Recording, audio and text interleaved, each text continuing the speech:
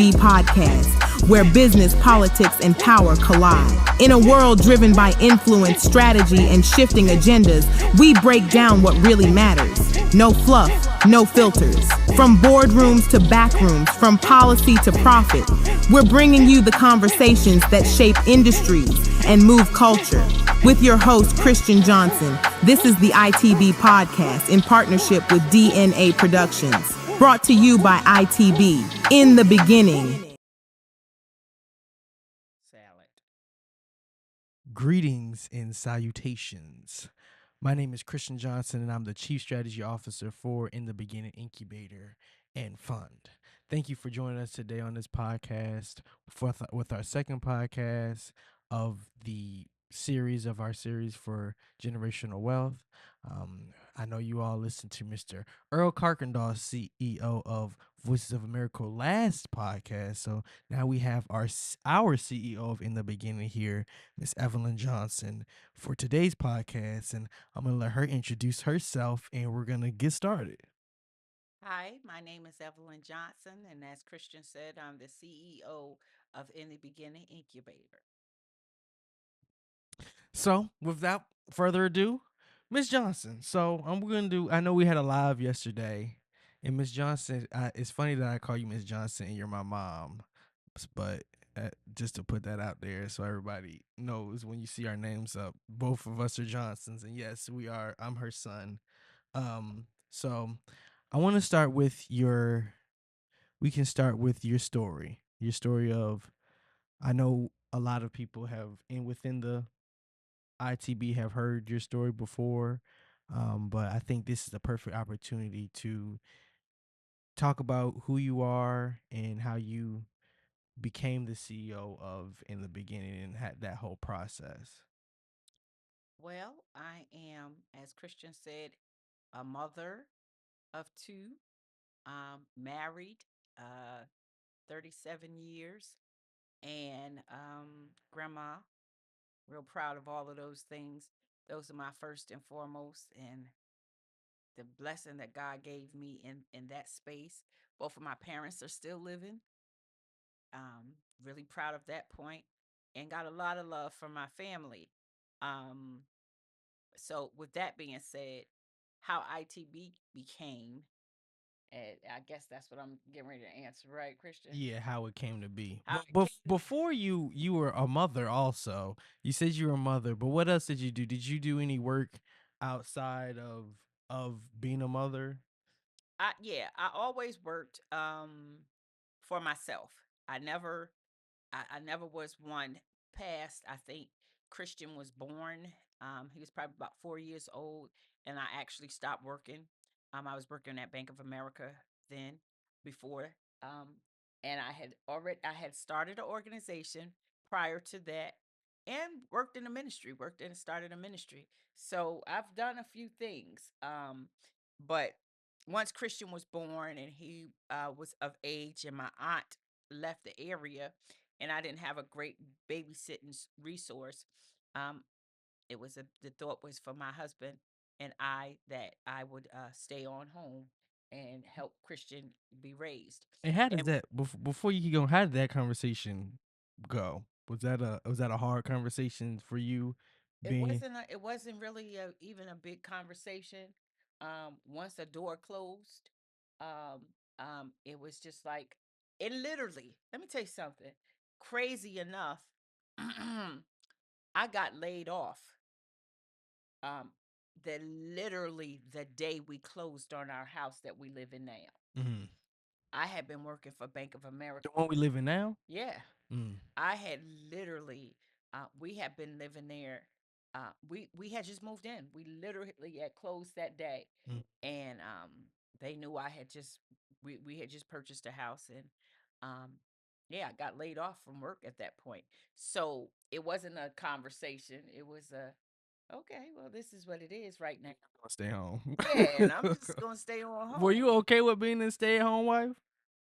A lot of people think that that's some kind of vanity space, or you're some kind of kept person, but not necessarily, because I always tried to work for myself. Mm-hmm. I come from a long line of women that some of them married, some of them weren't married, some of them are divorced and things of that nature. And so independence is in my blood. Mm-hmm. And so uh for the actual process, which my husband didn't have a we didn't have a great conversation about it, because one time when we were when we first got married and we had our daughter literally 9 months to the day that we were married, Mm-hmm. um August the 3rd, and we were married November 3rd. And we lived in Raleigh at the time. And I was working, and one day I got off of work and went to pick up my daughter from the babysitter. Mm-hmm. And it wasn't a time that the babysitter normally knew that I was coming. And so she pulls up in a car in front of me with my daughter, who was, maybe 6 to 7 months old, in the back seat of the car, no car seat, nothing. I didn't know. This And is some North strange, Carolina. yeah, this is in North Carolina, and some strange man in the car with her. So I was just like, okay. So that happened with my daughter really early. So I told my husband when I got home, I wasn't going back to work, and she not going back to this, person's house. And so we don't have a babysitter, so I'm not working. Mm-hmm. So the transition for me staying home with you, Wasn't it that wasn't it wasn't a it was a required because you had stayed home with conversation, Charnay? because I stayed home with her Yeah. most of her life. Um and because it was just by necessity. We moved from New Jersey. Mm-hmm. Literally, we were married in New Jersey on a Friday. By the next Friday, we were living in Raleigh, Mm-hmm. in North Carolina. And we had never lived even together Mm-hmm. when we got married. And so uh the fact that we moved out of state, it was difficult. It was difficult. And then I found out I was pregnant. Mm-hmm. And then life was hard. Life was harder than it is now. But yeah, that is the so How getting old were y'all? About 20? we were 21 when 21? we got Yeah. married. Yeah, we were pretty young. We had met in high school. Um, I had gone to private schools all my life, and my last 2 years of school, my 11th and 12th grade year, my mom allowed me to transition into public school. Mm-hmm. And so I had left the all girls school situation. Um, and as soon as I got to school, I met my husband that year. And So you had always gone to all girls schools. prior to my high school experience with all girls schools, I went to just Catholic schools. So Right. it was girls and boys. So yeah, Okay. it wasn't. And That I makes and I sense. and I have a lot of those folks still on my Facebook page today from my elementary school. Um, and I'm really proud of that. That we're still all here, still alive, and So it really wasn't a conversation about the transition from who gonna stay home, or it wasn't ever us, oh, daddy, you gonna stay home, but because he already knew he was working yeah. and he was the breadwinner at that point in time. Mhm. Right. Mhm. So it wasn't like a in-depth conversation. You just kind of knew. We kind of knew after what happened to Charnay, we knew that we weren't going to. I didn't trust anybody with my kids, Right. so it was a thing. That was a thing for us both, and we were just like, no. Okay. And he was so close to Charnay, like Mm-hmm. he is today. I don't know if he's more close to Charnay than he is with you. I think he's developing a different relationship with you now. Mm-hmm. But from just Charnay was his just she was just the cat's meow for him Mm-hmm. at the very beginning. And so he fell in love with her. And I don't think, I mean, this morning he walked in her room and was like, Charnay, and Mm-hmm. it's still like, that's still his baby girl. Yeah. So for entrepreneurs now that may be in the same space where you were, you and your you and daddy were years ago, um, what advice would you give them when they are trying to make decisions within the household? Mm. Like decisions like who's gonna stay home and raise, who's gonna work, who's gonna run your how you gonna run your business and raise a child. Like, what advice would you give young parents and young families that are developing? What type of advice would you give them? I think the best advice is just be patient. Be patient with yourself, be patient with your partner, and understand that everything, this isn't the be all the end all in your 20s. This isn't the end all the be all in your 30s. And so you are allowed to make mistakes, but have grace with each other and understand most of the time people marry opposites. Mhm. There's always going to be a yin and a yang to that situation.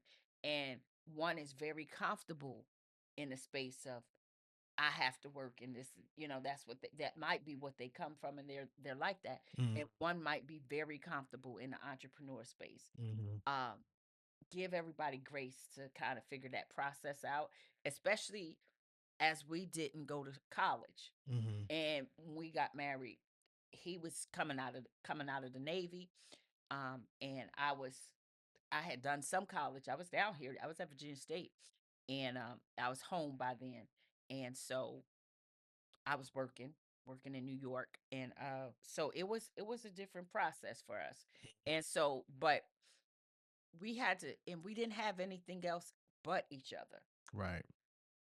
Moving out of the state did a lot to that for us to have to figure out each other. But that strengthens your relationship for the long run. It has. It did. It was a big character development process, especially looking back now, Mhm. 37 years later after the fact. Probably 5 or 6 years ago, I realized I've lived with him longer than I lived with anybody in my life. I mean, because I left my mom's house at 21. Mhm. And so, yeah. Okay.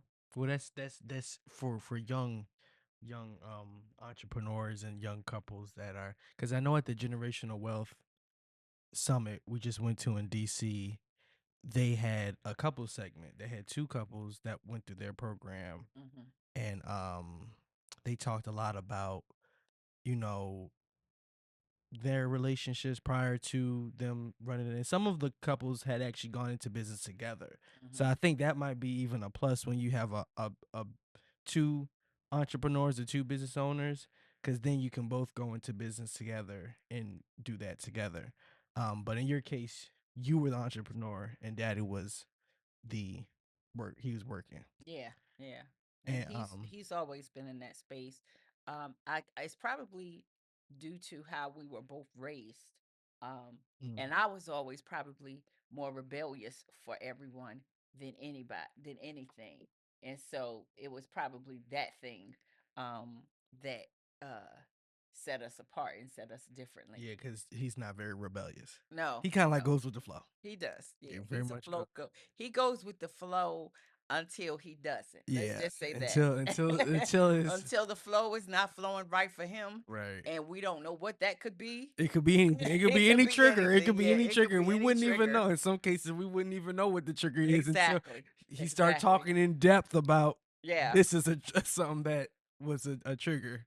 That is true, and a lot of it's like that for a lot of men, um, expressing themselves and expressing their emotion on certain topics. But when you had the conversation now about starting ITB, that was a conversation. Yeah, that was a conversation. That was direct, and that was trial and error. Because, as I said, I had started a nonprofit, and it was doing well. Had gotten funded and everything. Wrote a grant and got funded, and then even went and was doing some ministry work and working in the ministry, which people don't think industries can put a strain on your marriage, but preconceived notions of industries and how things are supposed to go can be a challenge for you. What do you And mean by that? Certain industries, like specific industries, like you mentioned the ministry yeah, in industry. ministry, that was really, really difficult for my husband. Mm-hmm. It was a difficult time for us. It was a difficult time in our marriage.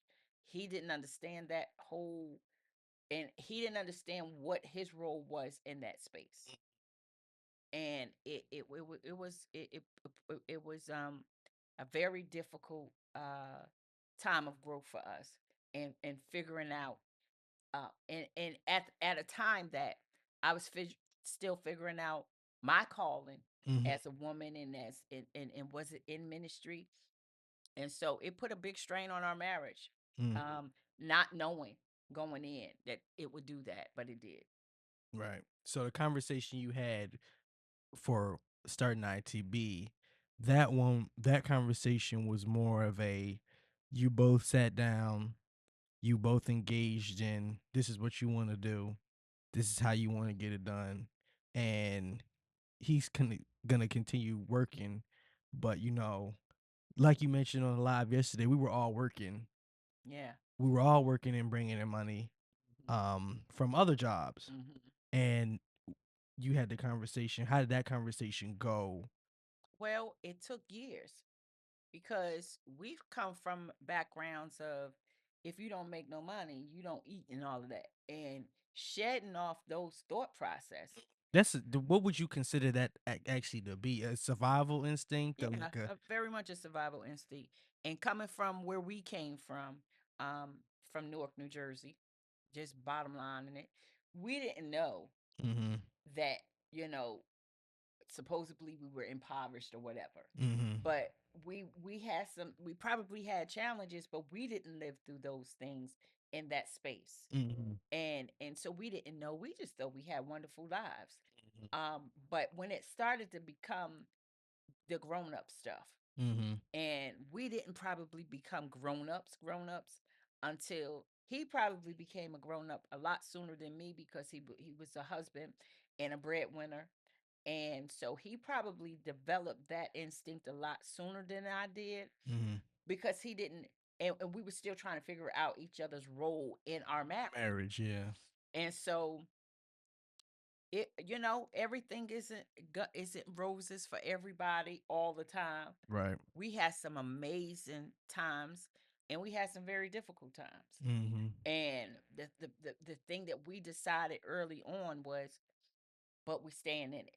mm-hmm. We're gonna stay together no matter what happens. And that was one of the conversations that they had, because at the Black Wealth Summit, one of the older couple, they had a foreclosure.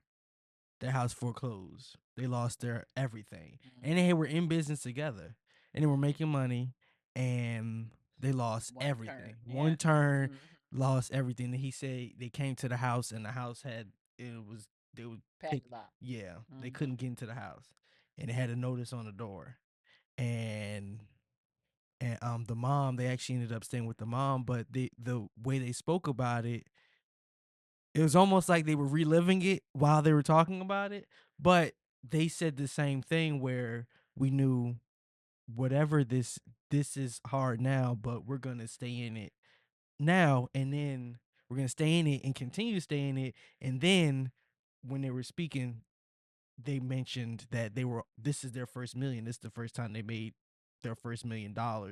So all that trial and tribulation and everything they went through with the foreclosure and almost in discussions of divorce, um, for them today, they look back on it and were like, no, it's in retrospect, it's worth it when you get to. Yeah, it Mhm, really is. But it's very difficult to see any of that when you're young, when you're still in your 20s and your 30s. mhm, It is very difficult to go through very, very difficult times. Um, financially, it was a struggle at the very beginning. Um, and just a lot of things that transpired that created a very difficult life for us. mhm, And we weren't prideful, but we weren't running to our parents for everything either. right, So we were trying to build what we needed to build um, on our own. And like I said, we didn't grow up until our 30s. right. So that Well, your that was brain doesn't fully develop until you're 25. well, it took us all of that time. And so and I was still being a mother, and I was a mother away from my mother Mhm, for the first time. But in North Carolina, we had a lot of family, so we had family that came and supported us. But mhm, our reality was we were on our own, and we had to figure each other out, and we had to figure out being married, and we had to figure out being parents. right. And the thing about that was he was a He was a environmental. He wasn't an environmental engineer until much later. He worked in an environmental capacity with waste management, Right. and he was still in the Navy. Mm-hmm. And literally 47 weeks out of the year, he was out of town. The first year, still being in the Navy, traveling Of the marriage, of our marriage. not of y'all dating, but of No, your literally, marriage. the first 47 weeks of that year, our first year of marriage, he was away. He Mm-hmm. was away, and he would leave, and some days he would leave on a Monday and come back on a Friday.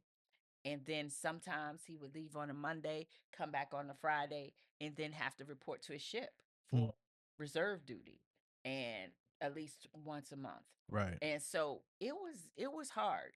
It was hard. It was lonely. And what made him change his concept of work? Because Because he could have stayed in the Navy. yeah, and but he wanted to get married, and I didn't know. He came home for leave one year after his second year, and he came home for a month, and he left. And when he left, about a week, 2 week or two afterwards, he sent me a ring, Mm-hmm. and he was letting me know I'm getting out, I'm not re-enlisting, and I want to get married. Mm-hmm. And so the other part with that was with us being in North Carolina and separate for so many weeks as at a time. um Charnay was in she I had her, she was born, and I was raising her there during the week by myself. Mm-hmm. So I had been practicing walking with her, and so um he That's left. crazy to think Sharnay learned how Yeah, to learning to walk. walk. Yeah, cause she wasn't a crawler like you. She stayed in her walker, so she eventually just started walking. Walking from And so once Monday he left like he normally did, and we practiced all week so I could surprise him when he came in. mm-hmm. And it was such the opposite effect for him, because it broke his heart That he was here that seeing. he didn't Yeah. know, and he wasn't aware. And I never said anything while we were talking. We didn't have cell phones where that we could see each other and all of that. We just had regular house phones then. Mm-hmm. We didn't have cell phones. And when he eventually got a cell phone, it was about, it's huge. Right. But we didn't have cell phones. And so when he came home, and we were in Raleigh at that time, and he decided that day, he cried. It was so hurtful for him that when he walked in that door and she walked to him, and I'm excited and trying to, and he just broke down. He was just so hurt Mm-hmm. that he missed that. And it all kind of, I think all of the time, those 47 weeks actually hit him. Mm-hmm. And by probably that Monday or Tuesday, he decided he was leaving that position Mm-hmm. and taking a more 9 to 5 position, and was going to be doing a lot less traveling. Right. And that's how we got to Richmond. Mm. That is actually interesting. You asked me yesterday, did I learn something new? I learned a little bit new yesterday, but this is a lot of bit new for me. So I feel like I'm unlocking a lot of stuff. Yeah, we haven't gotten to any business. Right, we haven't really. But that is it's much longer than the traditional what we do traditionally. So we got time for it. So that is a great pivot. We can pivot now into the um the blueprint, into your book that you just released.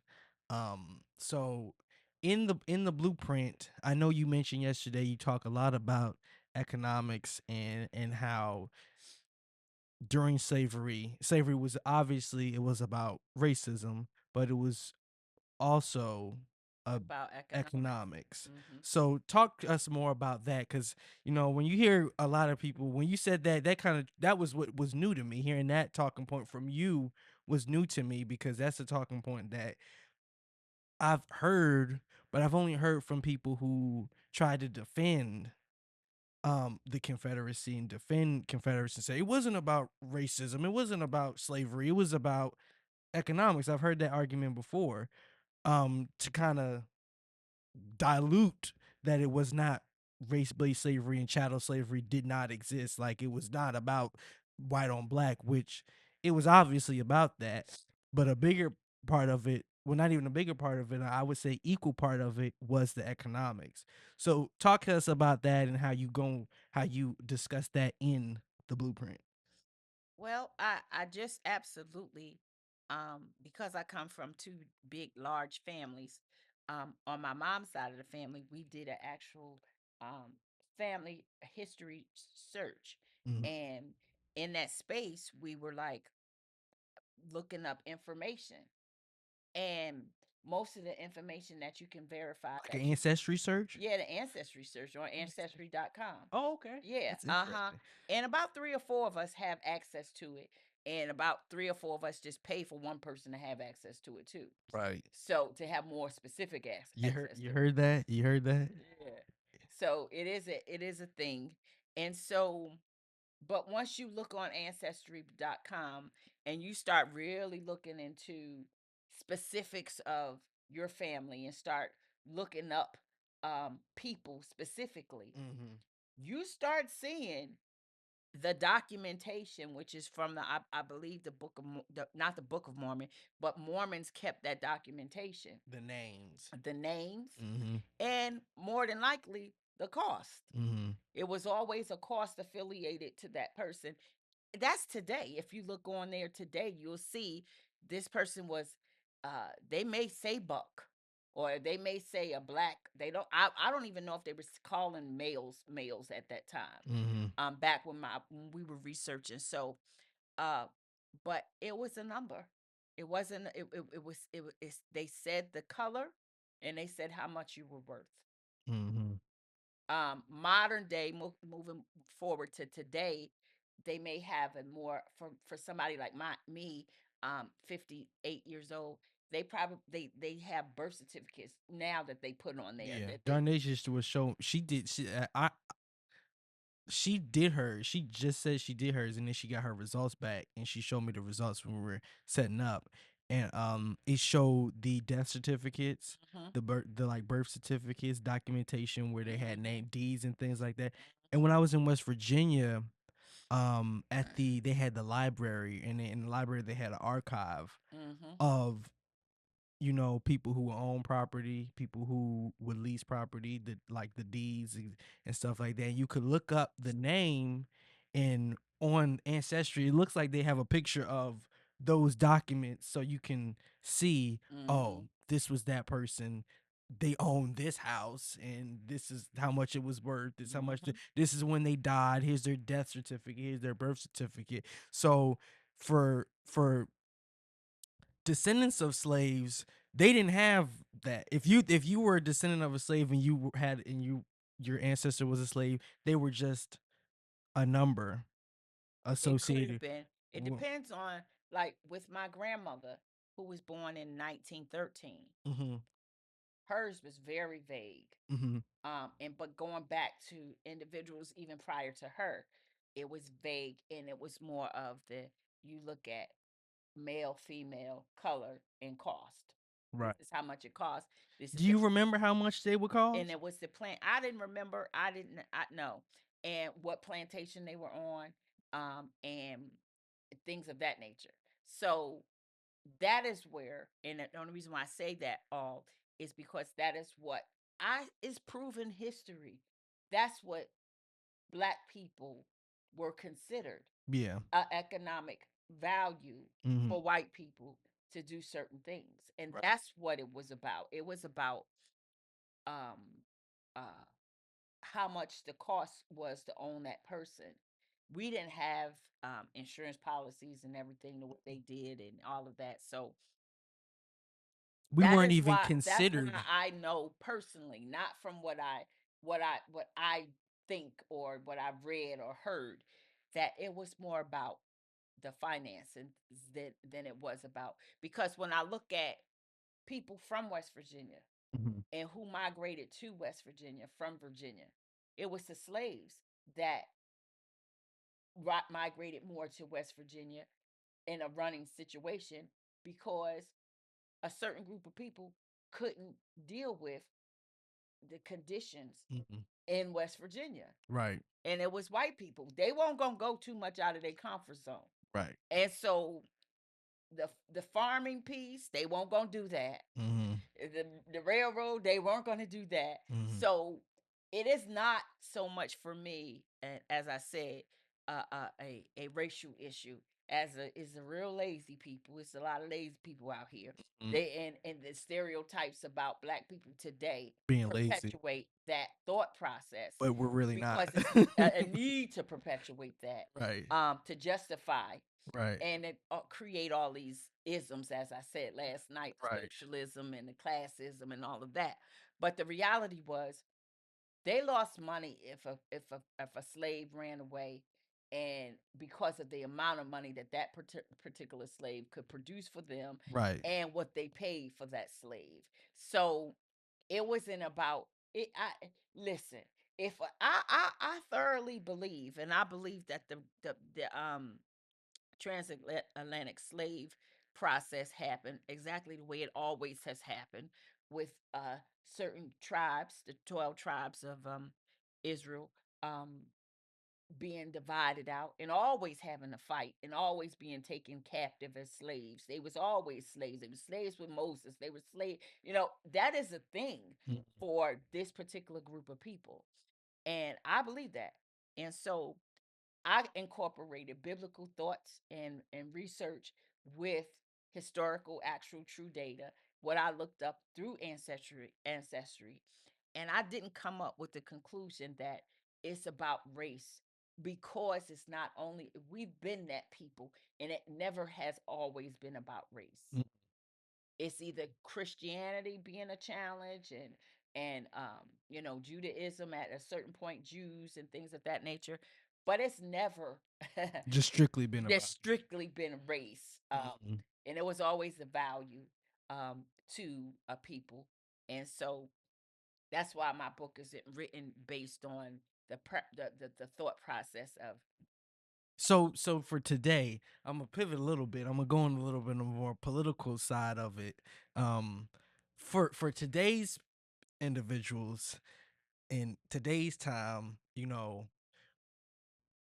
when you when discussing race and like colorism and racism, you have racism within certain communities too. yeah. The Latino community, the lighter Within the black within the community. black community, you got like the Yeah, light the light skin, skin and the dark light skin and skin, this, yeah, right? So that's you some have things. colorism that goes across the board. So it's very strange to me now when you have individuals who support the president and I've heard I've heard people say, "Oh, I only support him because he's white and he's going to continue to build up the white race." So when I hear something like that, it almost makes me think that, you know, for certain people, it is economics. But for people who are not, for individuals who are not white, I mean, who are white but are poor, how does the economics come in for them? If you're a poor white person versus a rich white person, because you mentioned yesterday too that it's not just, it isn't just race, but now you're getting into the oligarchy and the wealth. So you have white racist people who are pushing an agenda. You have black people. I can't think of too many black racist people that are really got them, that are billionaires and millionaires that are pushing an agenda, but everybody has their own agenda. But when you have white people who are overtly racist and push that agenda for individuals who are not wealthy and are poor, how does that kind of how does that connect to, you know, individuals who are blind to the fact that it's not just about race. Because I feel like a lot of people, a lot of poor white people just see race. I don't think they see the wealth and the money side of things. And I think it's not just white people. I think it's everybody that is pretty much poor. They may not see, like, because you have black people who just be like, oh, this is just the system because it's a racist system. Well, in my opinion, um, I think you have to look at the end of slavery in itself. And just like we are the descendants of the slaves that survived, the white people who are here are the descendants of the slave owners that survived also. Right. And it was inherited in them that type of discourse and hate for black people was there, because that's what this country was founded on. So I don't think until we address it honestly and look at it for That's what Eddie exactly Gloss said too. Eddie Gloss said that. Until we actually look at it for exactly what it was Mm-hmm. and are honest from both perspectives, that yeah, white people were definitely raised to be slave owners and to be, crack the whip and all of those things. And that's their mindset. And we, as a group of people that were slaves, um, the Native Americans weren't necessarily slaves the way we were, No, but they were. they have, yeah, they have a mindset as well about how this process started. Right. And I think They weren't even given a slavery, like a status of a slavery of of a slavery slavery. until now, Right. until today, and now black people are not even given that. Mm-hmm. And so I understand it from both. I you have to figure out for yourself, and this is the process that my husband and I went through when we decided no matter what happens, comes hell or high water, we're gonna stay together. If you're gonna be committed to helping people, Mm-hmm. you're not just helping black people, you're not just helping white people, but you do have to at least understand Mm-hmm. different perspectives Different identities and and, culture and and history. why they're at that space. So I can't blame them for, because I've heard my grandmother was an indentured servant until I was 18 years old. Mm-hmm. 1985. She died in 1985. And she worked for some rich, powerful white people And Gross in this Point. country. No, not only she worked for the Winklermans in Skinny-Atlas, New York. Oh. She also worked for, when she passed, she worked for the vice president of Pontiac, when Pontiac, I guess it was Buick at the time. Mm-hmm. She worked for them, and she was a cook then. Mm-hmm. And I was around a lot of white people a lot of my early years because I spent the summers there in Grosse Pointe Farms, Michigan, and with my grandmother. And I was treated like their grandkids, like most probably not slaves from the plantation, but the ones that eventually became the indentured servants, and their kids and grandkids. But you would say the house would it be the house slave? Because that is a thing too. It could have been, and it definitely. But I was around his wife, the her husband that my grandmother worked for. He came from money and wealth. He didn't. His wife didn't. Mm. So she related more to just our family, Mm-hmm. and her family as a whole related more to just us as regular people spending Christmas together and all of the holidays, and not a big to do and everything. Even though they had 3 houses, one in Nevada, Mm-hmm. one in Delray Beach, Florida, and one in Michigan. I mean, she had the lifestyle, Mm-hmm. but she was very practical with a lot of things as well. And so she developed a friendship with my grandmother. Mm-hmm. And so I just see white people different, and I've seen the different classes of white people. Right. It is. And it is a different, and it makes a difference where you meet them at and what part of the country you meet them at right. and your first introduction. Because I'm pretty sure people from West Virginia black people from West Virginia view white people very differently than what I view white people from West Virginia. But I find them to be way more friendly, even than Northerners, Mm-mm.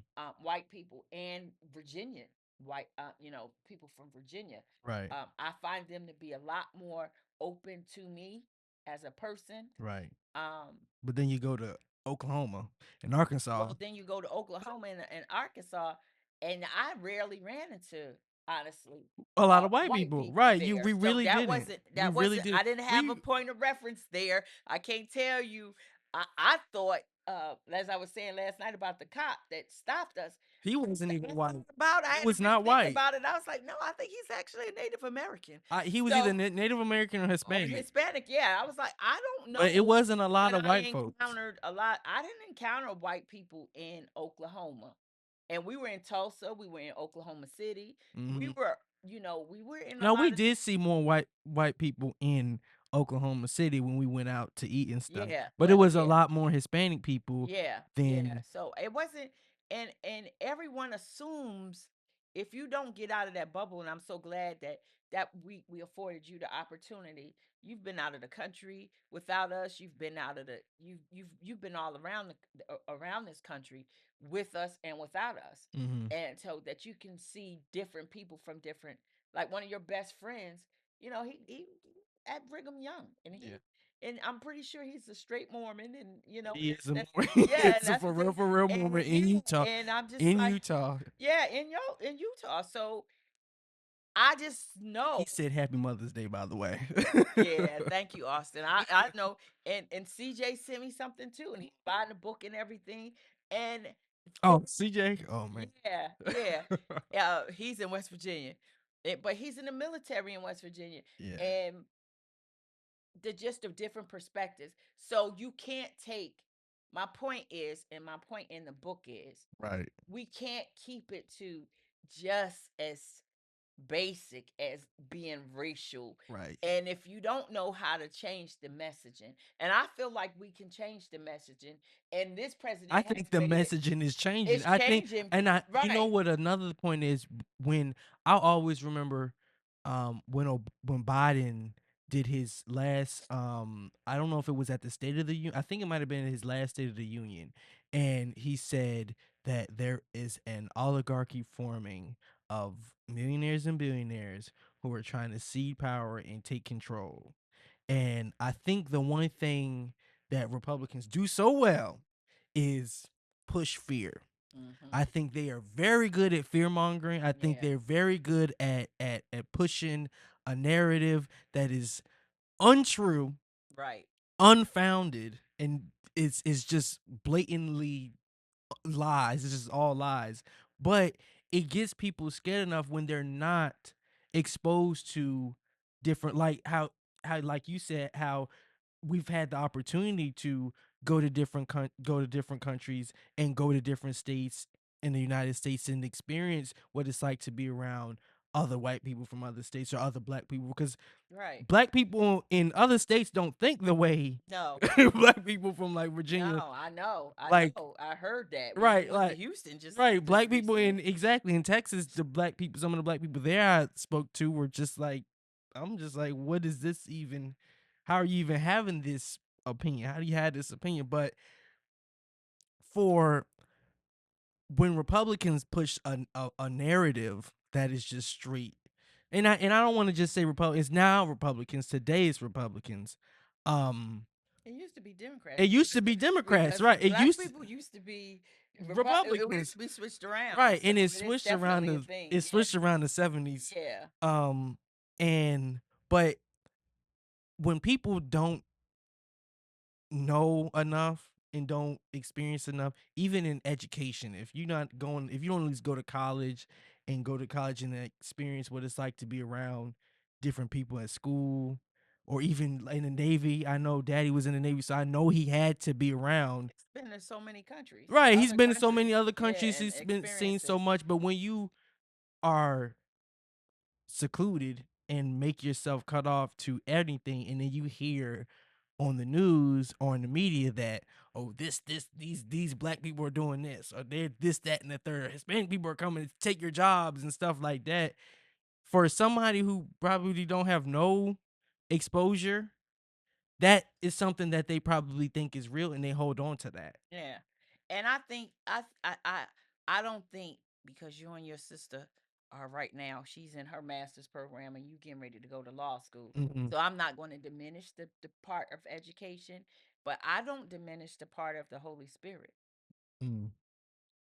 Because it was a lot of points and a lot of times in the slavery process that if you didn't have prayer Mm-hmm. and you didn't have some concepts of a higher authority, Mm-hmm. higher than the slave owners and the slave masters, because to just think about these people came from other countries Mm-hmm. to this country to be conformed into something that's not what they were. Mm-hmm. And so looking at everybody's experience in the United States, even immigrants who get now to the opportunity to leave their countries and cross over. What really is that experience? What are you leaving? Right. You And know, what are you bringing? and leaving and bringing exactly, Right. and to add to this process and or take it away. And why is it so valuable here that you would risk everything that they do risk Right. to come to the United States? Willingly come here. Willingly. Like our ancestors didn't come willingly. Willingly. It was not So, willingly. So for people who today willingly come and leave their own home cultures to come to America, that's something. And so I just feel like as if you're led by the Holy Spirit and if you're led by your spiritual beliefs, and I'm definitely a Christian. I'm not a gray area Christian. I'm definitely a wholehearted Christian. And I believe that the Holy Spirit is real and true. And with that being said, it doesn't give me the opportunity to limit my thought process. I have to look at it from as many perspectives as I can. And that's the way I wrote the book. I wrote it from, yes, what we do come from slavery. And that is our reality. And these are the people that did it. And these are also the people who sold us to them. They didn't look like them. They looked like me. You know, white people didn't invade Africa, the continent of Africa, to go get these slaves. Other black people in Africa sold the slaves. You know, we see those stories as well. So I don't see it as because for them during colonization, it was all really about money too. Yeah, that was it, and that's what they were building up in their wealth in they Africa. just wanted to build the same right. way. So They just I don't right. and I can't look at it from a place of hate. Mm-hmm. If I'm trying to make a difference, I have to look at it from a place of hope and understanding, and that's the way I see it. And so I don't hate white people, and when white people are racist today, and they're obvious racist today, and we've ran into it in the last year way more than I would prefer, especially with you and Sharnay. And especially in the industry. But it's because the person in the White House done told them and made them feel like that they're empowered right. to do all of these things. But the reality of it is, and trying to teach you, and you know, for Sharnay, you know, trying to get her, I hear you, and you're right, and that is absolutely wrong. But you don't do that. We're not going to do that. And as far as your father and I standing on those principles, and with you all, and especially the challenges that, you know, she's had some really racial attacks that I have not even had. And I'm 58 and she's only 35. And so because she has a strong personality, right, and she's a strong black woman, right. And people think that is, and the crazy thing is she experienced, and I don't even know in West Virginia when she experienced what she experienced in West Virginia, they actually came back and apologized. But here, right, it's a very different and people don't recognize racism the way Right. they when And they. I don't even know if that was fully racism or if or what it was. Mhm, But whatever it was an apology. So the individual admitted that they were guilty of something. mhm, Right. But I know what you're referencing, but we're mhm. here. Charnay has gotten a lot more experience and exposure to that, To especially racism. doing in And the space that they're she's in. low, and they're low people. Right. I mean, they're lower than her. Right. They're and if you're looking at the economics of it, Mm-hmm. they're much lower than her. Mm-hmm. But they feel compelled to address her, and they nowhere near me and your father, Mm-hmm. but they feel like they can, and it's only because of their race. Right. It But is very empowering. That yeah, it and it is very empowering to empowers them. them, and you have to learn. And we had to figure out, you know, a black person, had a conversation with me. Y'all don't have a gun. Y'all don't have no guns. Y'all don't have this. I was like, why you need to know if I have a gun? Just don't make me have to shoot you. But he really was badgering Right. as to say y'all are too whatever to not. But yeah, we definitely do. And you pulled the shotgun out yesterday. Ha ha. But yeah, we do have stuff to protect ourselves if we have to. Right. If And it come if down to it that. come down to something, Right. yes, we do, but we choose. Mm-hmm. And I think people look at that a lot of times as a weakness when, but It's really not. it is not. It's It is not. so much And Jesus stronger. teaches us is not Right. a It weak. is That's not so a much weakness. stronger to turn that cheek and just to say and to walk away and just let you have And it or be the bigger whatever. person, right? Yeah. And so, but that is a thing. And the thing about that in a space of business, because it is definitely a space, because every scenario and every situation that Charnay has run into, especially with the extreme racism, has been in business. Mm-hmm. It hasn't been in anything personal. It is always Business. business. Mm-hmm. And it has been, as her mom, trying to support her through that kind of vitriol Right. and just pain Right. that I know she has to, she's experienced. Right. And I haven't had that happen to me. Mm-hmm. And so it's a thing, and it's a great thing that we have still 3 generations here. My mom, when it gets too heavy for me, I call my mother and say, "Ma," and she said, "Yup, that's how they was when I was little." Right. And Because it's she done told me stories. She used to yeah, have to and go through so the and my back dad door. too. Right. And to be Him able too. to have He did them too. as a point of reference to say, "Hey, Because they always tell you something new that you didn't know before. yeah." So the reality of, in my mind, and in writing this book, of what United States really Right. is accepting it for everything that it is, And we have to accept and it. accept it that way, and then decide, well, what's my part in trying to make it better. Right. And so that's how the blueprint became, Mm-hmm. because I looked at Project 2025. I mean, Project 2025 that came out with this new president. Mm-hmm.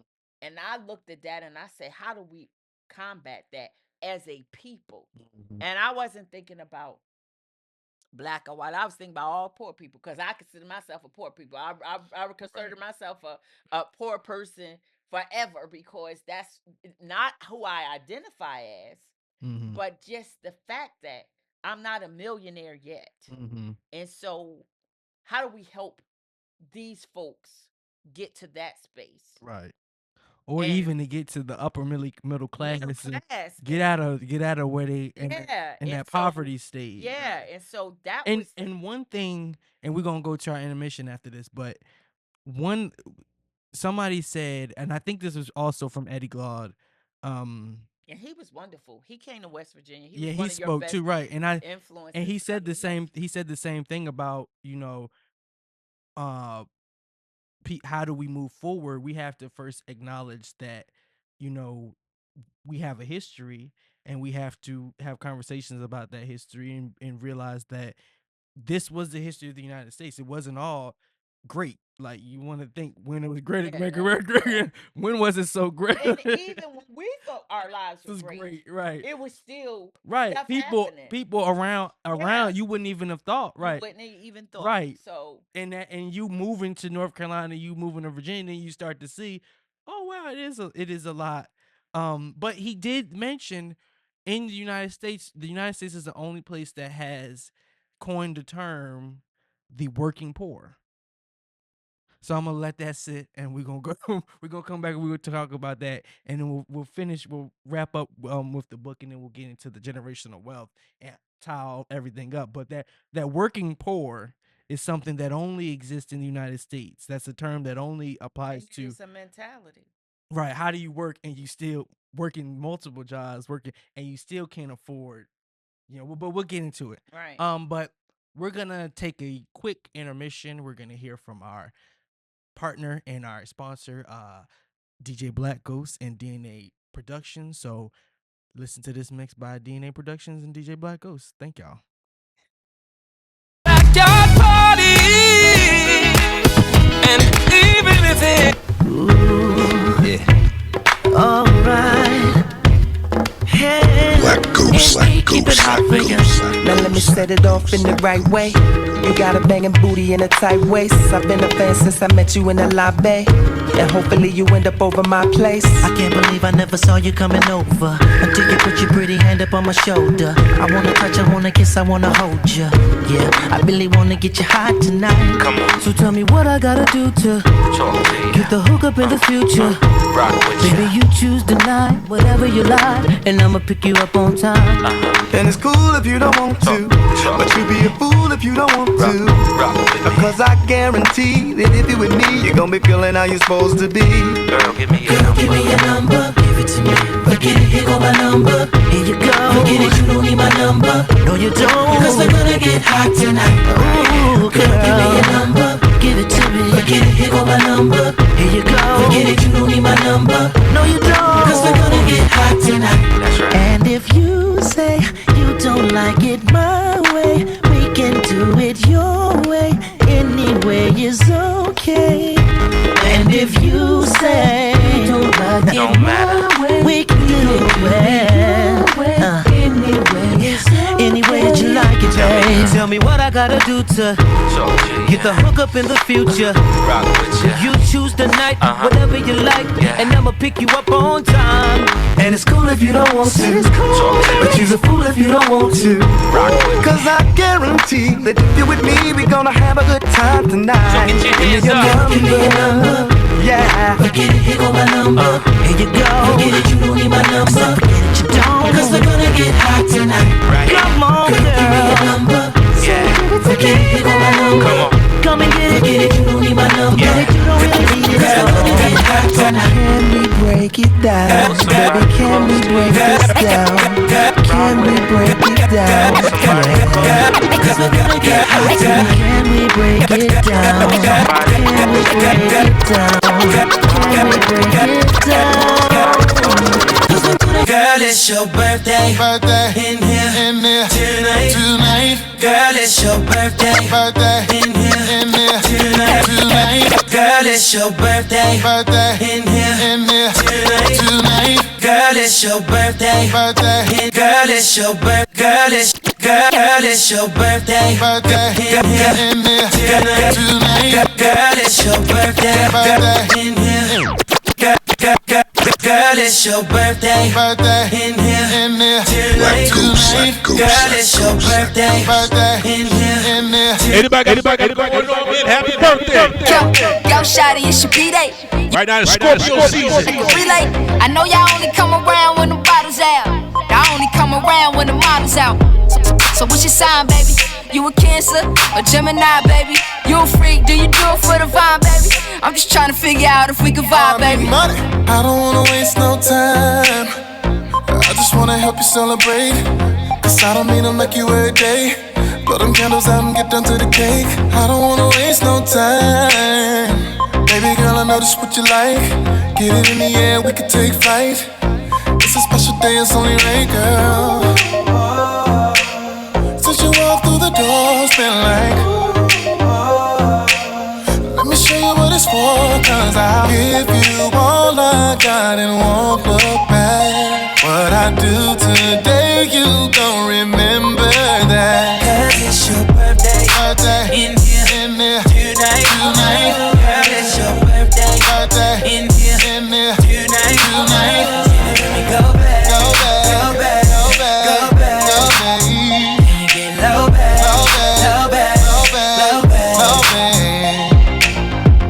I see you sitting with your man, but you over there staring at me. I'm already making plans, baby. I know what your gift gon' be. You know I'm the truth, I do all the things you wanna do, We should let you loose, Strip you down to your birthday suit, Since you walked through the door, it's been like, let me show you what it's for, cause I'll give you all I got and won't look back. What I do today, you gon' remember that. In here, tonight. Thank you all. Hope you enjoyed that mix by DJ Black Ghost and our partner DNA Production. If you are in need of any business services or any producing services, you can give us a call at 804-468-8141, or you can visit us at our office here. And if you want this space, you can utilize this space, the podcast space. If you want to shoot your own podcast, just give us a call. And you can visit us at 919 East Main Street, Suite 1604. Please let us know you coming before you just show up. Like, give us a call, email us or call us and just let us know that you're gonna be here. Because we're not always here all the time. Because we are out, and as you've heard, we are very busy and we'll be in the community. So give us a call at 804-468-8141 if you need any type of business services, producing services, or recording services. So we finished off with the working poor. And so to wrap up the blueprint, and you've given a lot of context to who you are as an individual, and context to the difference of this book versus it just being a very race-based book, to economics and bridging race and economics. So for non-melanated readers, what would you tell them when they're reading this? How would you tell them to approach reading a book like this? Well, it does discuss racism, but it discusses racism in a whole different perspective than what most people would assume that it would be in a book. It discusses it as a spirit, not as a actual valued process. It is a spirit, and you have to fight it the way if you were dealing with any other type of spiritual type of attack that Christians assume that we say. And that's Which they exist. I don't. which they I don't. exist. I And so don't. that's the For way I look at it. non-believers, they would think that stuff don't exist. But in the spirit realm, Well, hatred doesn't come from anything good. It comes from everything right. bad. So you have to believe it is a good and a bad. I don't care what it is and where your belief point is.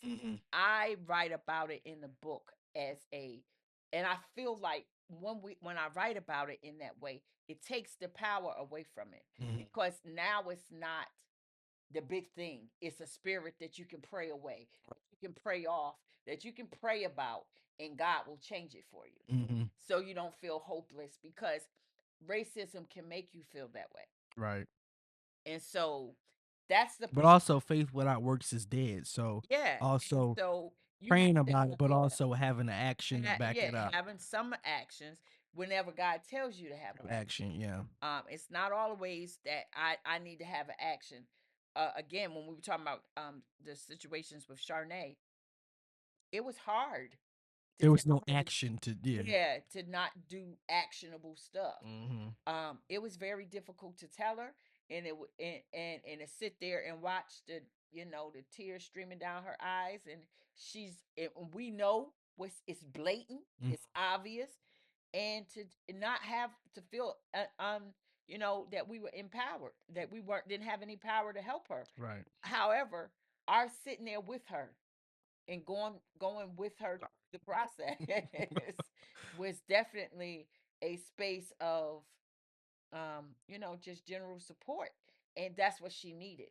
She didn't need us to change the process because God wanted her to go through the process. Right. And we respected that point. And so we just needed to be there to hold her Mm-hmm. and to just say, hey, no, that the devil is definitely a liar. Right. That is not who you are. No, I don't care what they say. That's not the thing. Mm-hmm. And so in this book, we address it. And I take it right off at the very beginning. Mm-hmm. Racism is a spirit.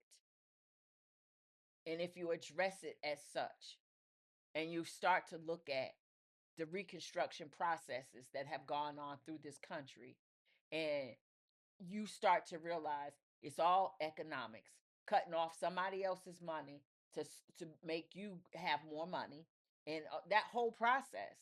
And so that's the way I discuss it, and I don't give racism that much validity in my book. And so a non-melanated, a white person, a Hispanic person, a poor person, a disabled person, you're going to get the same message Mm-hmm. because it is about socio-economic growth. But you have to acknowledge that these things took place. Mm-hmm. And so that's what we do. And I don't hide it, and I don't pretend like these things didn't happen. I don't pretend like 95 wasn't built through Jackson Ward to stop black people from being able to do business and do things. I don't pretend about those things. Right. I don't pretend like Tulsa Massacre and all of those things didn't happen, because they did, and they were cruel, and they were mean, and they were done. And when I was writing the book, the crazy thing is, some of those people were still alive, and they were still fighting for that lawsuit in Oklahoma for reparations. Reparations. Lived through it. Still Lived through it alive. and still alive. And then they failed. And then they eventually voted down. Yeah. But the fact of the matter is, I didn't want to, again, like I said, focus on. I wanted to take all of the wind out of the word racism. Mm-hmm. And Because it's just another ism, right? Yeah, it is, yes. And give us the power and show what the power of taking it off the table looks like, and also working. Put your head down, shut up, and don't say nothing. Keep doing what you're doing. Stay focused, stay diligent, and things can turn around for you. Right. Our family is definitely proof of that. Mm-hmm. And so that was the perspective that I took, and I wanted to see what is it that we need to change in our thought process to undo what Project 2025 was going to do to us as a country, as a people. And we're living through that. Inflation is going up. Prices are going up. How the housing market is not doing well right now. Gas prices are going up. Everything that they've gutted the voting rights. And we almost paying $5 for gas. Department of Education. And honestly, it is a thing, but it's not a thing. You know what I'm saying? It's not a constant worry and a fear. Yeah, it's not a fear for us, but for some people, when I was in Texas, for people down there, their gas being $3.99 was a big, like a huge thing. For I'm like, I'm sitting here like our gas like $4.50. I'm like, y'all mad at $3.99? We didn't have a relationship with God, and we didn't know that He's already brought us through so many things, right? And we didn't have the proof that it is a light at the end of this tunnel. I don't care what kind of tunnel it is. It is a light at the end of it. If we didn't have that proof through other things and other things that He's done through our life, we probably wouldn't be sitting here calm and even in here. It would be going crazy. Yeah. Be very crazy. Yeah. You run around like chickens with your head cut off. And so and faith is so much of a big part of what we need to stand on now versus what we see every day and what we hear. Because that was one of the speaking points of this president. Don't believe what I say. Believe what you see with your own eyes. Don't believe that. Believe what I'm telling you to believe. And so, because God doesn't concern Himself with things that we have created as distractions, like all the isms. Yeah. He's not concerned with that. But how do you teach people how to get past that? And what you do is give them a mission, Mm-hmm. and you give them a roadmap, Mm-hmm. and you give them some maybe Give him the blueprint. you give them the blueprint, and you might give them some examples of how this worked for me, Right. and how if you do it and stay consistent with it. And that was all that's the way the book is written. It doesn't only talk about business. Mm-hmm. It does talk about voting and DEI. Right. And the reason why you need to be at the table having conversations, you need to be engaged in community activism. Right. All of those things are important. That's what makes a community. Right. The business does too, and the people and the schools, but also the right to fight for things that's right for what's right in your community. Right. And so those are all things that are encompassed in the book. Mm-hmm. And you mentioned DEI too, which is good, and I think you demystify the thoughts of and the preconceived notions that DEI was specifically, when people hear It DEI, don't matter. It was It's- not a thing about black people, right? But the reality of it is they use DEI, Right. and and that's one of the biggest lies under this administration. They use DEI to get rid of as many black people as they could. Right, because you hear about how many people in the military, Right, the military military leaders and are stepping down. the workforce from Right. Washington D.C. alone. And Jamal Bryant mentioned that too. He talked about that, how many black women Yeah. that work for the federal government got laid off. It was like They got 30. laid off. Right, and a lot of minority. And we're not in the DI. DEI process. Right, and if we and more of it is in the place for white women, disabled individuals, Right. veterans, people like Yes. that, not just Not black black people. Right? They think it's It's just definitely not black people that look like me. right. It's not just They're it's not not giving me jobs just because they're supposed to give me a a job. job. Right? They don't want to give us. They ain't never want to give me a job. Right, they want us to stay poor. So they Yeah. right. If your whole objective is to not allow us to build wealth and generate wealth, why would DEI be for the thing? Why would that be a thing? right? That whole process, I was like, well, who are we talking about with this DEI? Right. 'Cause And when they make correlations to affirmative action, they think it like from affirmative action was more for, because that's how Clarence Thomas got into the position he was. That was more for black people, but not DEI was not. They throw affirmative action at HBCU so quick. In every HBCU, it's a whole bunch of them that are not HBCU. They don't look like the typical HBCU person. Right. But they've gotten their way in there through Affirmative action. Right. And I'm just like, I don't even understand. And they quick to use it and to try to throw it in our faces. Right. But you use it way more than we do. Right. We are under the impression that we got to work harder. We Mhm. got to work more. We Mhm. have to work. We just have to do extra. That's what comes with our DNA. Mm-hmm. That's the difference between being And a that's slave, right. being a slave owner. And a slave owner. Right. Having And that. so we don't assume that anything is going to be given to us. Right. No. So all this DEI, It's really not. and that is all a bunch of lies. It's really not. Now, I'm not gonna say it's not. In some cases, you do have pick-me's where you have people that are.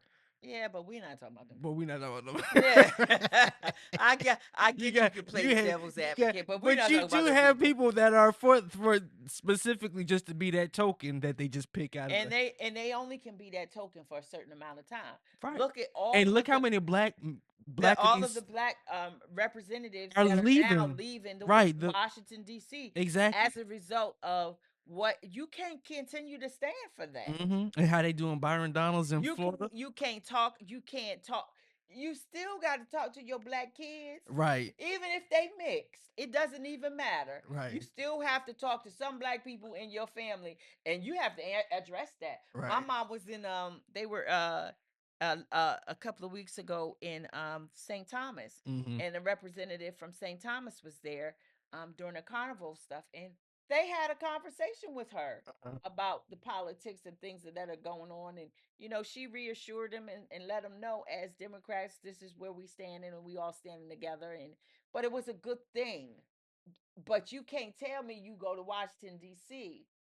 and don't have to come back to your own community. Who the people that you serve, Mm-hmm. and that you can still stand on this ridiculousness that's going on in America today. Right. It's Mm-hmm. very, and especially as a black man, I don't care how Uncle Thomas you've become or whatever you think all of that and Right. whatever. You can't stand on that too long. Right. And when you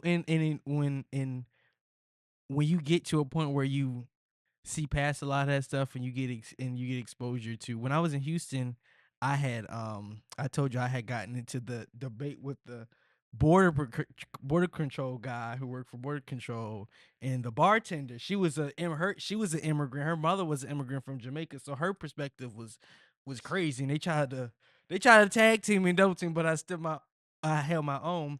But when I got in the elevator, there was a flight attendant from Taiwan on the elevator.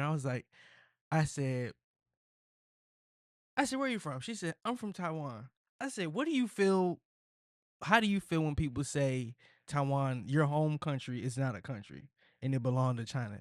And she came in and whispered, she's like, Taiwan is its own country. And I was like, she said, don't let nobody tell you that it's not its own country. So I'm like, that's crazy. I'm like, I'm sitting here debating these people down here with our problems.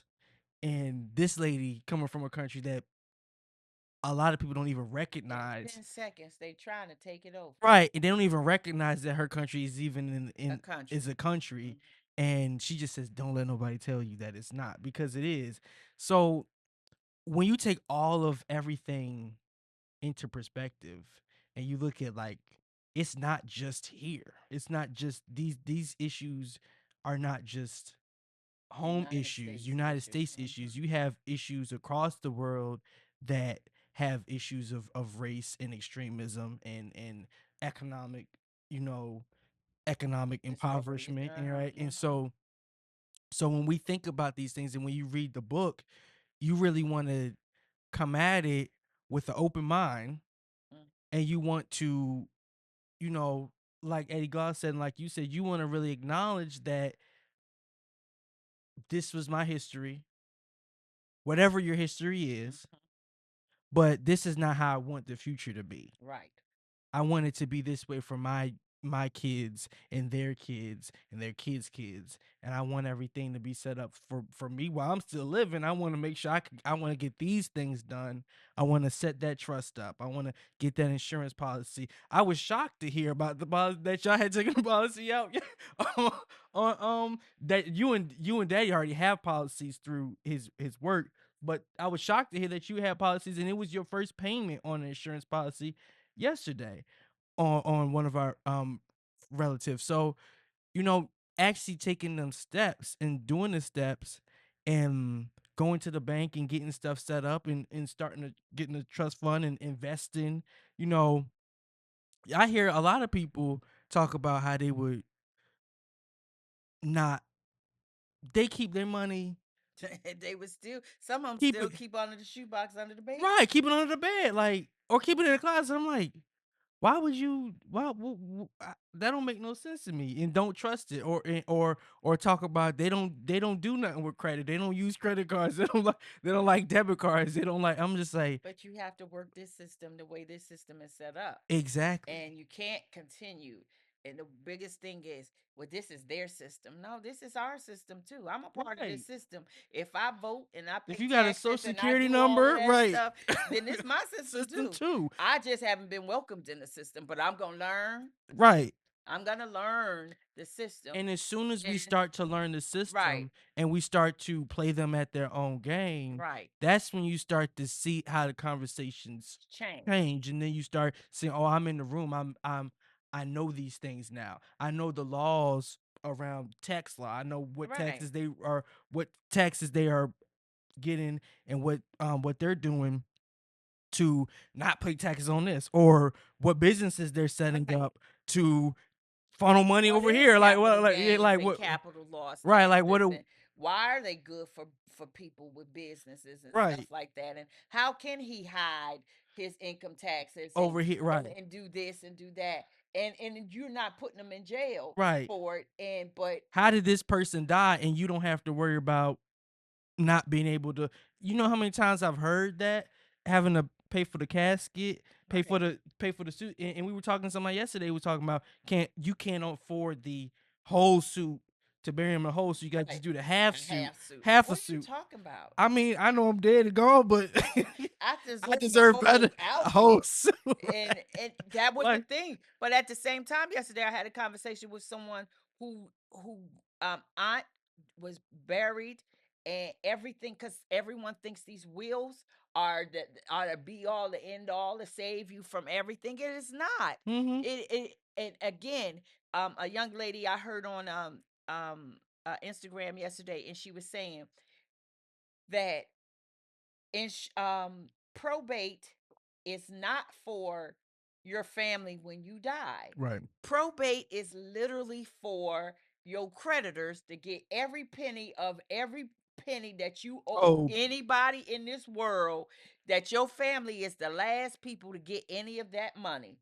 They get their money first, and then Whatever's your left. family gets what's left over. Right. Whatever that's debt what you had. probate Yeah, is. whatever debt you had. And so if you have a will, you going through probate. It's no way around it. But if you have an irrevocable trust, can't nobody touch that. Because that's don't die with you. That does not die with you. Right. It lives on because it's its own entity. It gets its own social security number because you get a tax ID number for it. Right. It is a business. And so it doesn't die the way a person dies. Right. And When I worked in West Virginia, I worked for an attorney who would only have a few trusts that he would manage though. But when he worked under another attorney, and that attorney got in trouble for using money from a trust fund. And it was a lot of money in the trust fund. I would look at the accounts and I would look at what's in the trust funds. I'd be like, oh, this is like, and it's literally like a bank account. It's literally like it shows up as a bank account of, okay, they got this. It didn't show all the assets, like all the physical assets in what he saw, but he was managing the money that's side. them using their own money, bank. right? Their own money for their Right. their own personal bank. And I'm like, this is just money that he's sitting here and that he's managing and taking care of, and make sure whenever they want to do something You with were it. asking earlier about a line of credit, and I was like, you was like, well, what we gonna use for collateral? I said, we've set some things up so we can use our own funds for collateral. Right. And we're just adding on to that. Right. And so, these are the things that have been going on. These are what the Rockefellers did. These are what the big wealthy families did. Did the Vanderbilts do it? No. Yes, the Vanderbilts, whoever, anybody who had money. Right. And the reality of You it could be is the next Anderson Cooper. and I don't care what you say, anybody who has money has also faith. And that is the point that people miss. Wealthy families pass it down by faith because they believe and they teach and they make sure that the next generation is prepared for the wealth. So they're and that's by faith. That's not by knowledge.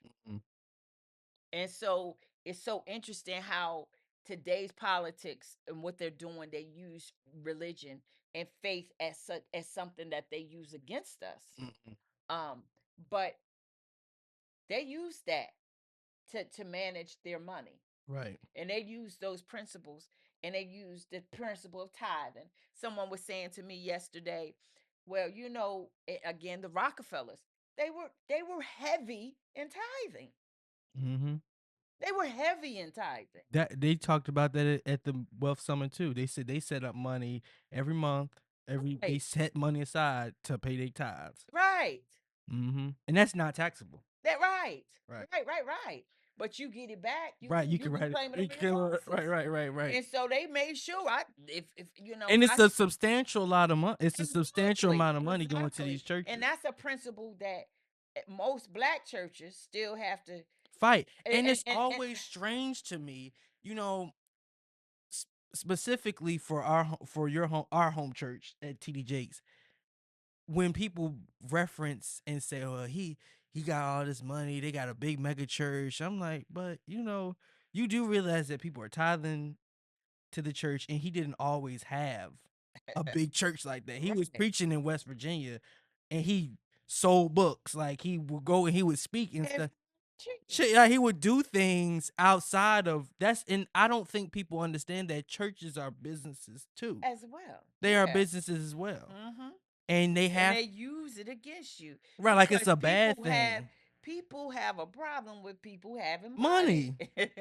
And that is a reality. And And they so assume every person that has money, and that's John O'Brien said, every person who has money is not a bad person. He said, right. why would you think that every person that has money is inherently bad? Right. If you don't know them, you don't know where they came from, you don't know their backstory, why would you assume that they're just bad because they got money? Right. But that's not how that works. And that is definitely a slave mentality Mhm. that we have to, and these are things we have to pray against and pray off of our minds. Right. And renewing of your mind and renewing of your heart, and give me a heart of flesh, and 'Cause- take out my hard Right. heart. Because the Bible does reference wealth and having wealth Yes, and God gives you the ability to get wealth. So if and he being gives you the different from ability- rich than being wealthy. Right. right. Being wealthy is one thing, but being rich is a whole nother And thing. that's only because we've made a distinction. We don't know what God considers rich, Exactly. or wealthy.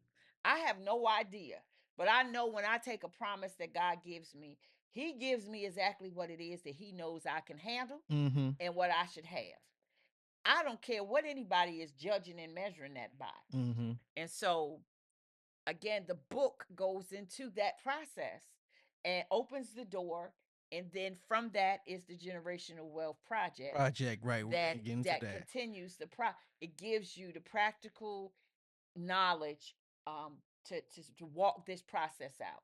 So what? It's about 5 or 6 different things that you need to be doing. You need to be like my husband is. He's the breadwinner and the stable salary. But you do need an entrepreneur, and you do need someone that understands the stock market. You do need somebody that understands banking and how that operation works, and why you have banks, and why you use savings and all of those things and lines of credit. You need to understand all that, and everybody.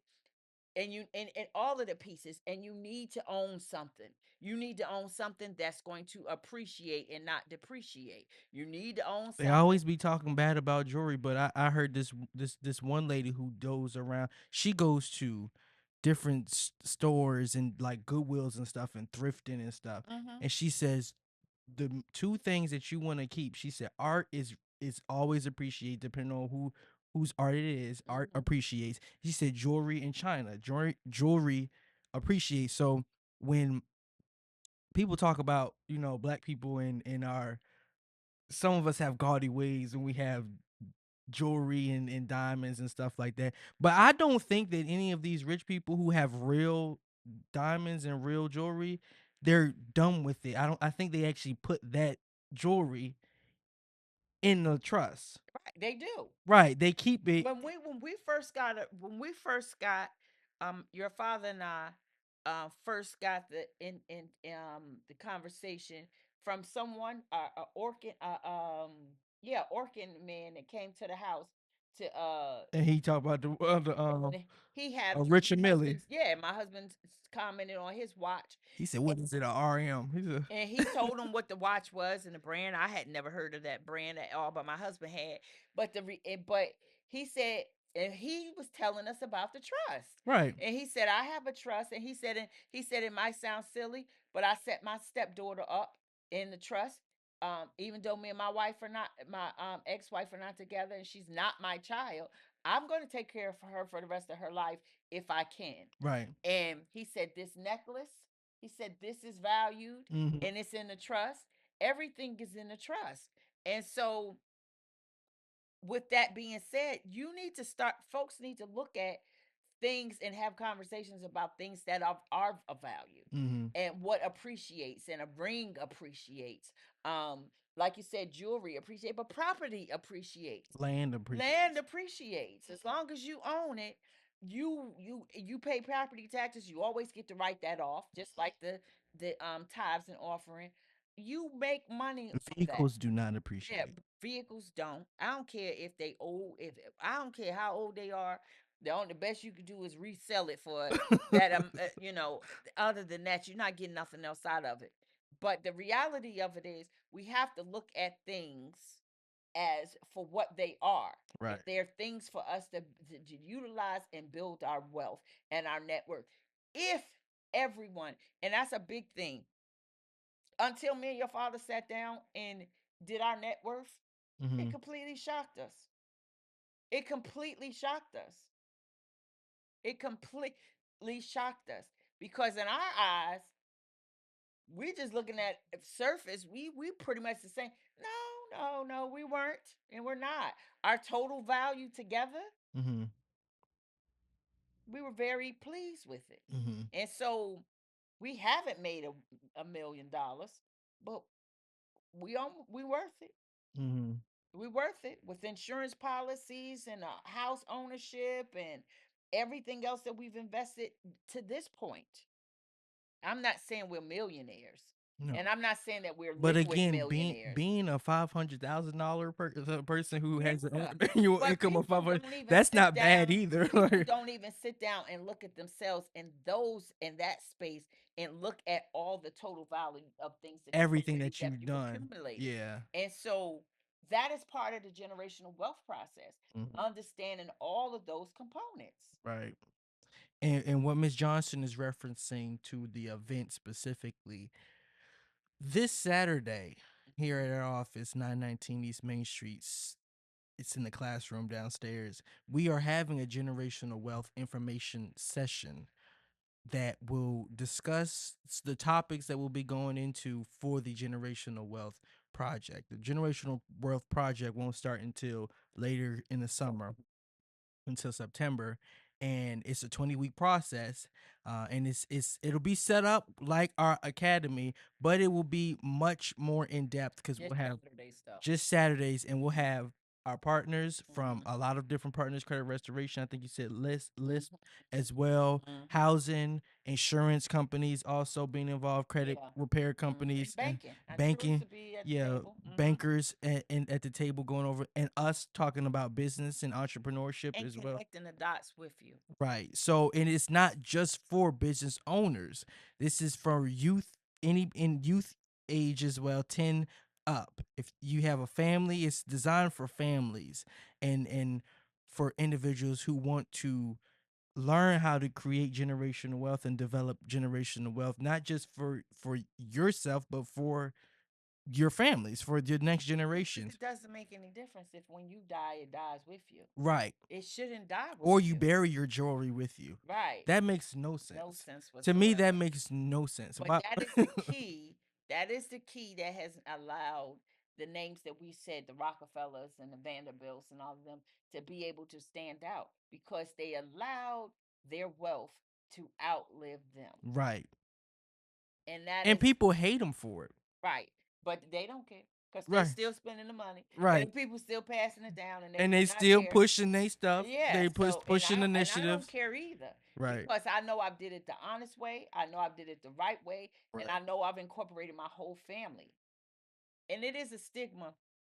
I listened to something earlier today and at the Kentucky Derby 2026, they were talking to random people, black, white, purple, green, whatever, that were there. And they were asking them, are you prepared for generational wealth? And they asked white people and they asked black people. And they asked them, do you know your net worth and your family's net worth? And do you know how did your family get this wealth? I saw a kid younger than you. I think he had to be 17, 18. He could tell his whole family's net worth. He knew exactly where my grandfather did this, and this. And today my whole family is worth this. That's how he talked in 2026. It was another young man there. He was a black guy. He was older than this little boy. And his net worth was way less. He didn't have any family net worth because he never even thought. So do I add all my family stuff in it together? Your immediate family. We're not talking about cousins and stuff. Just talk about your immediate family. Your mom, your dad, and maybe you and Sharnay, and maybe y'all spouses. Yeah, sisters and yeah.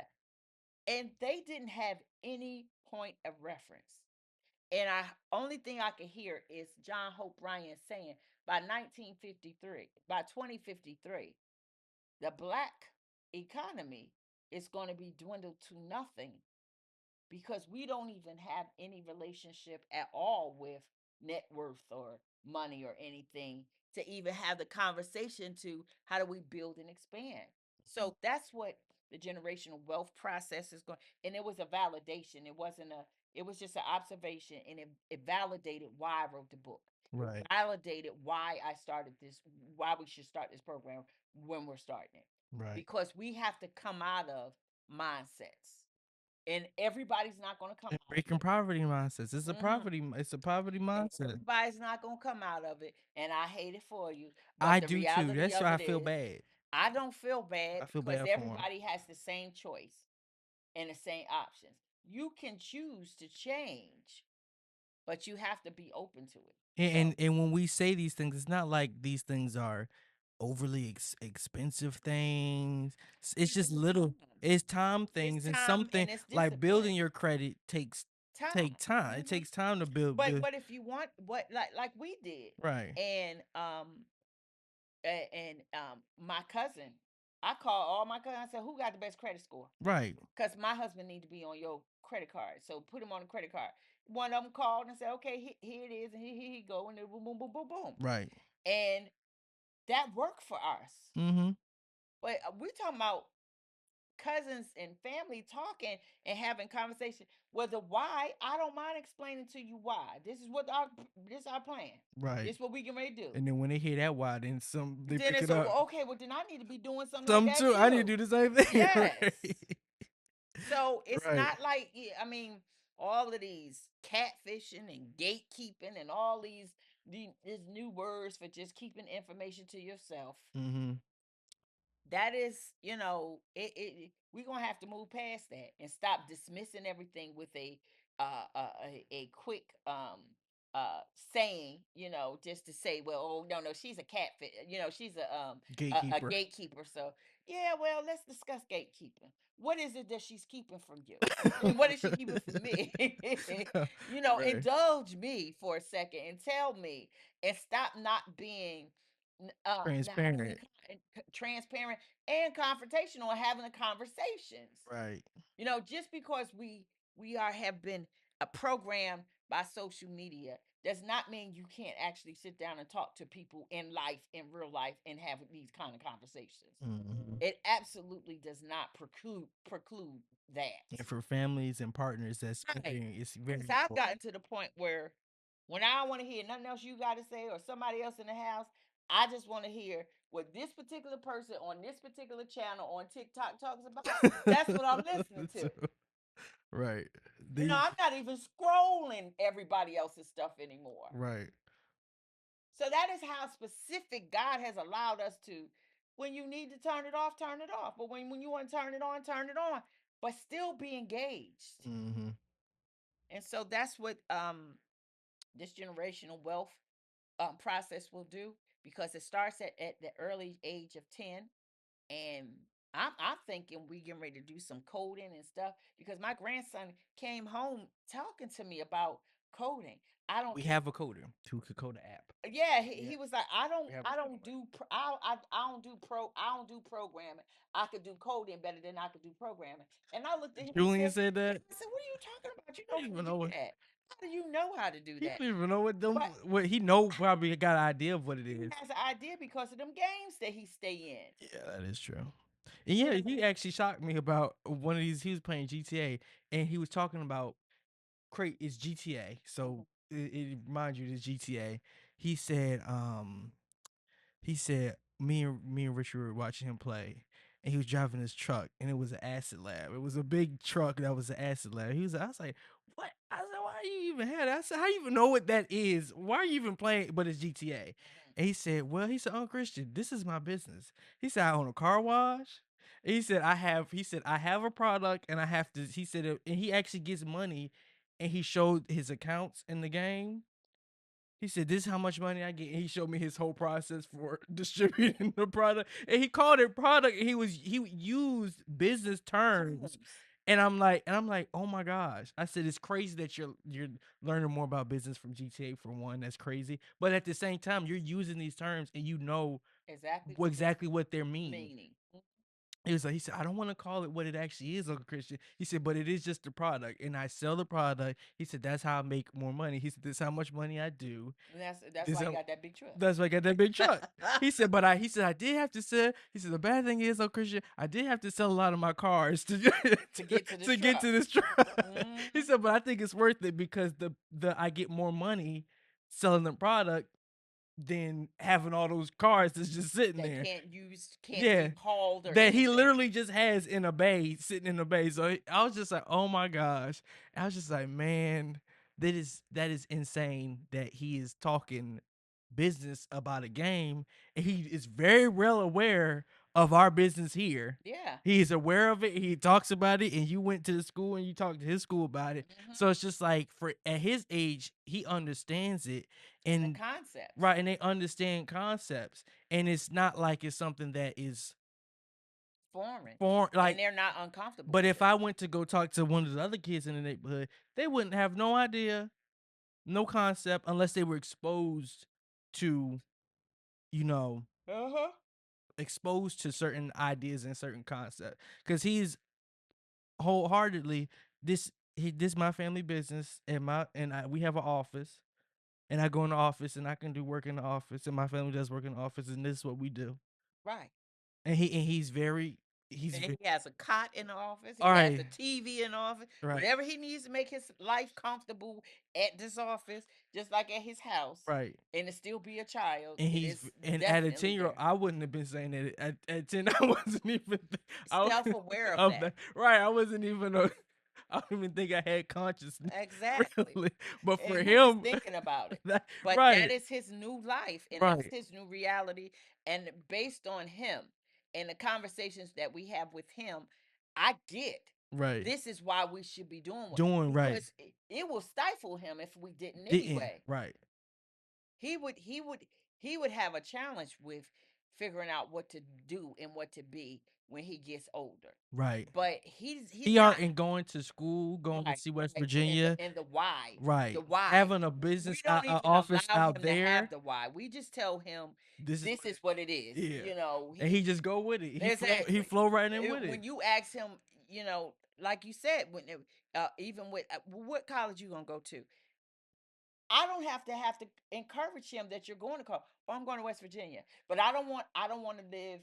I want grandma. I want my mom to come and live close to me. I'm gonna live on campus. I'm gonna have my own apartment. I'm gonna have my own stuff. But I don't want it everything exactly the way Uncle Christian did it. Mhm. I want to do it this way, but I want mommy to be closer to me. Mhm. Still now. So I'm like, okay, you're thinking about it. Right. We don't have to convince you. To think We don't have to convince you It's not an that argument. sports is this a thing that Right. you do sports and a club in school. School, right. You know that we don't have to convince him of all of those things because we just normally live it. Mm-hmm. Right. So that's why it is very important for you all to tap into the generational wealth project information session this Saturday. It is this Saturday from 10 to 1 p.m. At our office here at 919 East Main Street, You get Richmond, Virginia breakfast, you get 232. breakfast. Yes, we have Miss Latia Owens, who will be offering breakfast, a great breakfast. If you ain't had her cooking, she won our pitch contest, Yes, she our did. last pitch contest. And we're very excited about it, and we're excited for all the individuals that have already signed up and our partners that are involved in it. Our Langston partners and our partners here, Credit Restoration and List.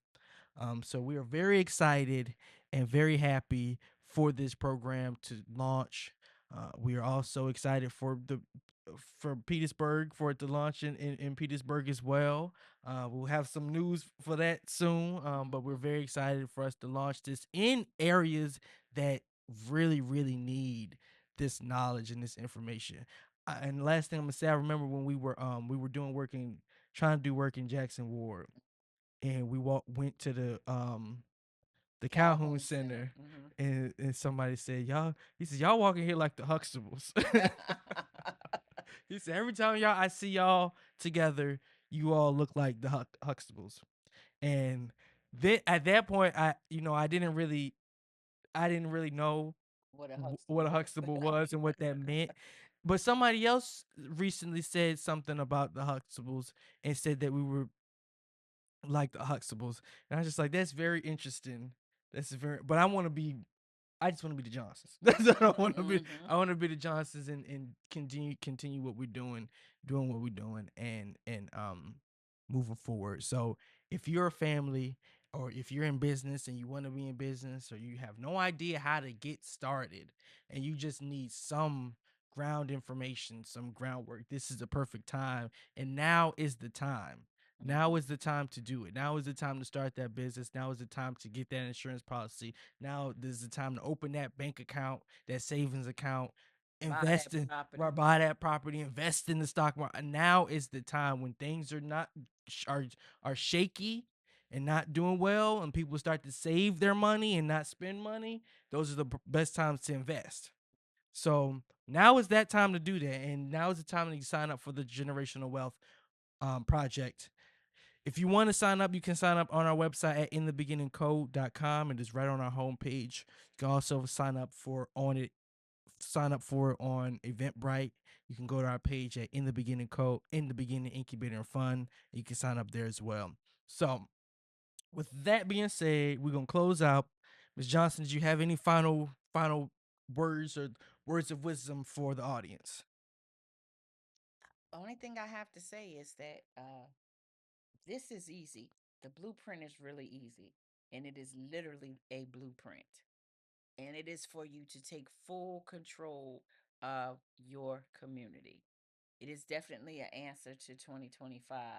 And it says, and I looked at the things that they were going to do in Project 2025, and I specifically created the opposite action to bring to work against what 2025 was establishing. Project 2025, yep. Yeah, Project 2025. So, it is a combination of things. And so, but it is definitely spiritually led, is very much riddled with a lot of scripture. Because sometimes we need context and sometimes we don't connect scriptures to reality, to Right. what we're living every day. And I did go in there to do that as well. So I think if you want to change whatever your situation is, and if you want to work towards being a millionaire, this is the space that you need to be in. And the generational wealth and the blueprint is the very, very first steps. Right. You can order the blueprint on Amazon. You can just put in the blueprint by Evelyn Johnson Yeah. on Amazon, and it will be the first book that pops up.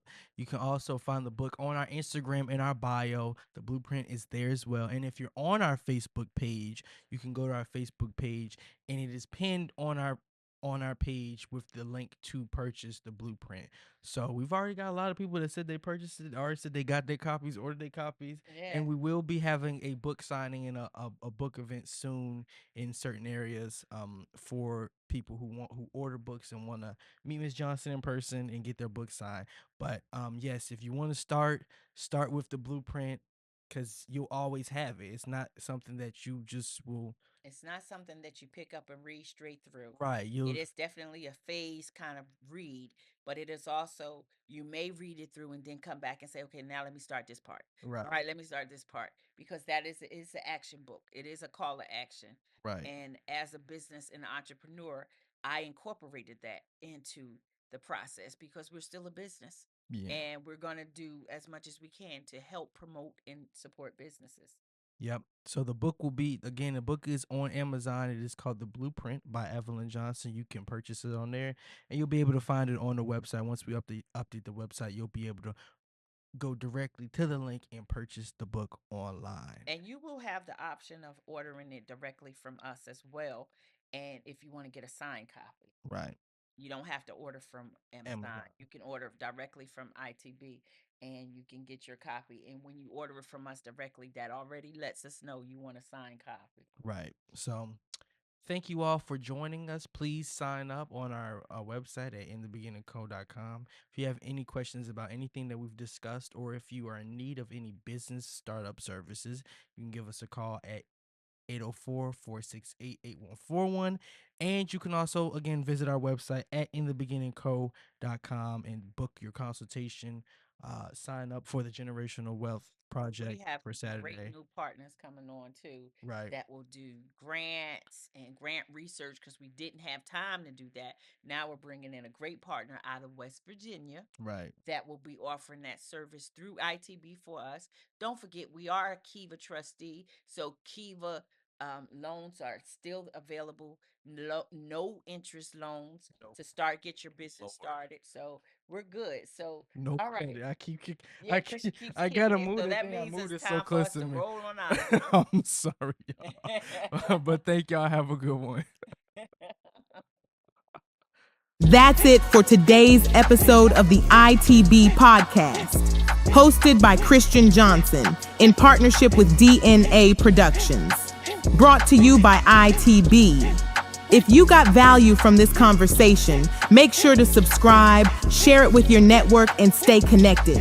Because understanding business, politics, and power isn't optional, it's essential. Follow us on all platforms, and we'll see you next time.